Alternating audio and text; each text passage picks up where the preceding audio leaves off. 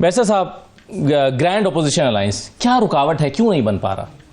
देखिए, पॉलिटिकल इस वक्त पाकिस्तान में 175 पॉलिटिकल पार्टीज़ है, उसमें से सिर्फ 14 पॉलिटिकल पार्टीज़ ऐसी हैं जो पार्लियामेंट में मौजूद है, बाकी सारे पार्लियामेंट से आउट है। और हर पॉलिटिकल पार्टीज़ का अपना एक मंशूर है, अपना तरीक़ेकार है, अपने आइन के मुताबिक जब वो चलते हैं तो कभी मजलिस आमला से वो इजाज़त लेते हैं, कभी अपने और इंटरेस्ट को देख लेते हैं। तो ये एक लॉन्ग प्रोसेस है। दूसरी बात है कि जब इख्तिलाफात बड़े अरसा रहा हो और पाकिस्तान में ज़्यादातर पॉलिटिकल पार्टी जो है वो अलायंस के बगैर चलती रही है, कभी कभार वक्तन फ़वक्तन अलायंस तो बनी है, इसलिए will take some time, but इस मरतबा इंशाअल्लाह ताला अलायंस बन जाएगा। और उसकी रीज़न यही है कि हमने जो इस मरतबा पॉइंट्स रखे हैं वो बड़े लिमिटेड रखे हैं। वो ज़ाती इंटरेस्ट के लिए केसेस वगैरह किसी चीज़ के लिए नहीं रखे, सिर्फ ये रखा है कि कोशिश करनी चाहिए ईवान की बालादस्ती हो, कानून की बालादस्ती हो, कॉन्स्टिट्यूशन की अमलदारी हो, इसलिए इसे, और अदलिया जो हो वो आज़ाद हो।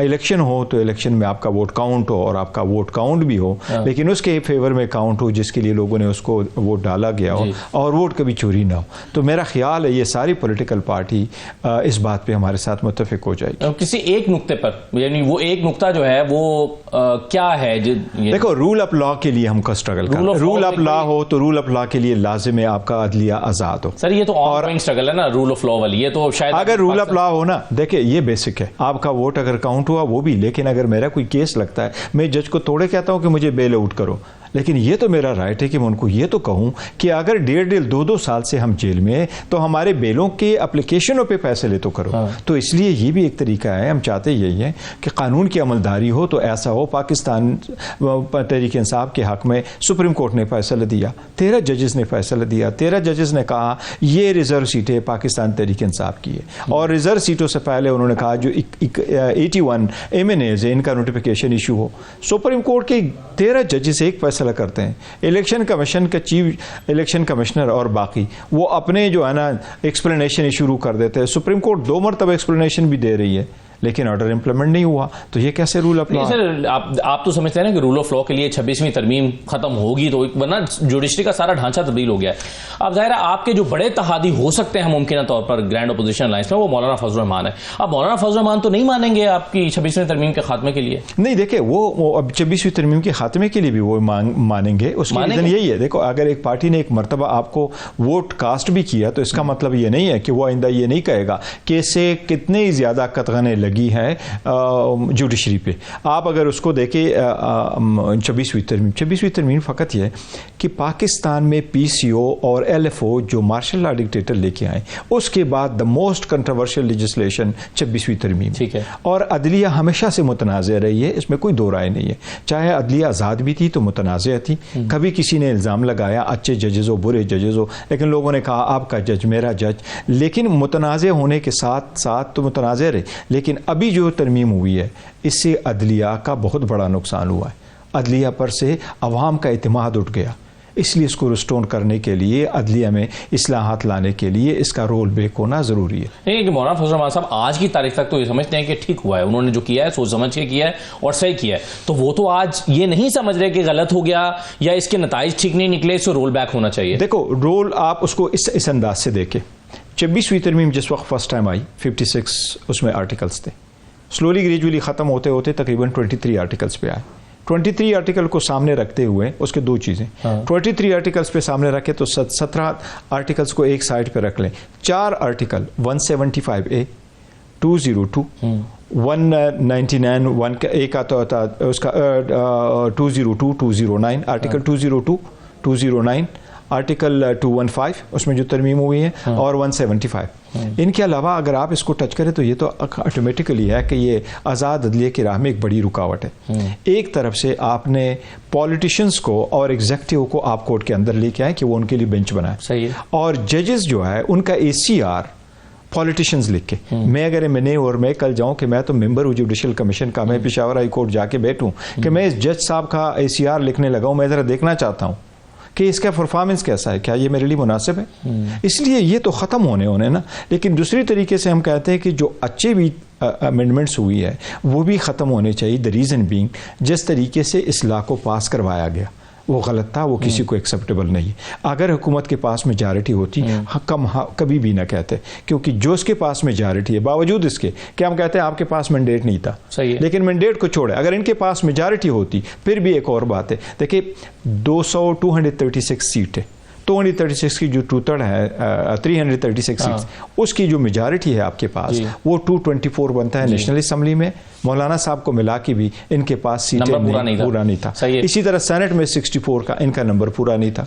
तो जब नंबर पूरे नहीं हो तो लिहाजा ये तो गलत हुआ नहीं। लेकिन उसमें वो ये कहते हैं, अभी कामरान मुर्तज़ा साहब कल हमारे शो में मौजूद थे, वो कहते हैं जी प्रिंसिपली पीटीआई जो है वो हमसे अग्री करके गई है कि जो कर रहे हैं हम इससे साथ हम वोट नहीं करेंगे, लेकिन हम जो नहीं वो कह रहे हैं ऑन बोर्ड रहे हैं आप, और आपकी एक प्रेस कॉन्फ्रेंस का हवाला देते हैं कि वो मौलाना के साथ खड़े होकर मैंने मौलाना साहब के साथ बाहर खड़े होकर के मैंने मौलाना साहब को जरूर कहा है। जब मैंने असेंबली में ये पॉइंट टेकअप किया तो मुझे जब फ्लोर मिला गया तो मैंने वहां फ्लोर पे भी कहा कि आज़ाद अदलिया कि ये राह में रुकावट है, इसके बाद आज़ाद अदलिया नहीं रहेगी। और मैंने उधर भी कहा था कि हमने मौलाना साहब के साथ इस पर इत्तेफाक नहीं किया था, ये मेरी स्टेटमेंट ऑन द फ्लोर है। हमने ये कहा था कि देखिए कुछ चीज़ें आप उठाएं, इस पर कोई नहीं एग्री कर सकता, कोई भी वकील, कोई भी पॉलिटिकल पार्टी, कि आप कहें कि आप चीफ जस्टिस बने, बट चीफ जस्टिस के लिए बेंच कोई और बनाए, जजेस बने, लेकिन जजेस के अंदर ही आप कोर्ट के अंदर विद इन कोर्ट क्रिएट कर रहे हैं। अगर मैं कहूँ कॉन्स्टिट्यूशनल बेंच, तो पॉलिटिशियन फैसला करेंगे, कॉन्स्टिट्यूशनल बेंच पे कोर्ट बनेंगे, और तो ये तो आपने कोर्ट के अंदर एक कोर्ट क्रिएट किया, और आपने उनके ACR लिख करके कोर्ट के अंदर आपने एग्जीक्यूटिव को बैठाया, तो आज़ाद अदलिया तो नहीं न रही। और जब आज़ाद अदलिया ना रहे तो आपने तो स्टेट की जो 3 सतून माने जाते हैं उसमें से एक का तो आपने बड़ा नुकसान। मौलाना के साथ कभी दोबारा इस मौजूद में बात हुई है आपकी सर कि 26वीं तरमीम चले, आपने वोट कर दिया लेकिन उसके नताइज बड़े तबाहकुन साबित हुए हैं, अब आप इसको रिकंसिडर कीजिए, दोबारा गौर करें, कभी इस मौजू पर उनकी पार्टी के साथ बात हुई है किसी भी फोरम? नहीं, देखो मौलाना साहब ऑन बोर्ड आ जाएंगे, उसमें कोई दो राय नहीं, उसकी रीजन यही है। देखो मौलाना साहब ही तो थे, और ये सारी MMA की हुकूमत थी जो 17वीं तरमीम लेके आते हैं 17th, और मुशर्रफ को उन्होंने उस वक्त कहा था कि जी आप यूनिफॉर्म कुछ अरसा के लिए रख सकते हो, लेकिन फिर होगा वही पॉलिटिकल पार्टीज फिर बैठी है 2008, 9, 10 में जो हो रहा था, ये सारी पॉलिटिकल पार्टीज ऑन बोर्ड थी कि इनको हम रोल बैक करें और उनको ख़त्म करें। तो उस वक्त के मुताबिक जो मौलाना साहब ने या MMA ने फैसला किया तो उनको बड़ा अच्छा लगा, और शायद बेहतरी था कि उनको फोर्स करे uniform to give up the uniform after 31 December 2003। लेकिन साथ ही साथ बाद में जब आए तो उन्होंने कहा नहीं, रोल बैक करने की वो ज़रूरत है। तो मेरा ख्याल है जहाँ तक 26वीं तरमीम का ताल्लुक है तो मौलाना साहब एग्री कर जाएंगे कि ये रोल बैक होने की ज़रूरत है। सही है, लेकिन अभी देखें पाकिस्तान तहरीक-ए-इंसाफ के जो इशूज़ बुनियादी हैं, आप एक तो इमरान खान साहब की रिहाई चाहते हैं, हो सकता है कि शाहिद खान अब्बासी के लिए ये इतना इंपॉर्टेंट मामला ना हो, क्योंकि उन्हें क्या लगे कि इमरान खान की रिहाई होनी चाहिए या नहीं।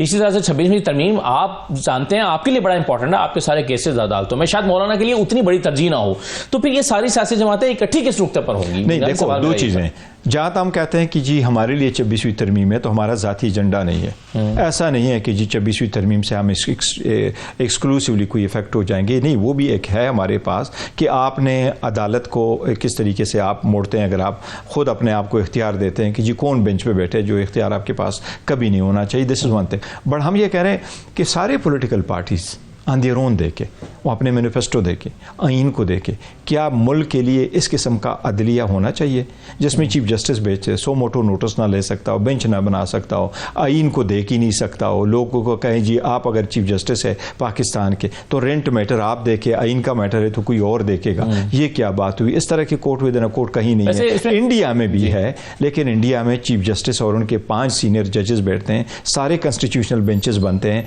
तो बेंच बनाना ऐसा है जो चीफ जस्टिस की सवाब दी। अच्छा, जब ये सारी डिस्कशन हम PMLN के लोगों से करते हैं ना, वो जवाब ये देते हैं कि 26वीं तरमीम से पहले जो ढांचा था, जो जजेस आ रहे थे, क्या वो बहुत मेरिट पे आ रहे थे? वो मिसाल देते हैं साकिब निसार साहब की, इफ्तिखार चौधरी की, उनके बाद आने वाले जजेस की।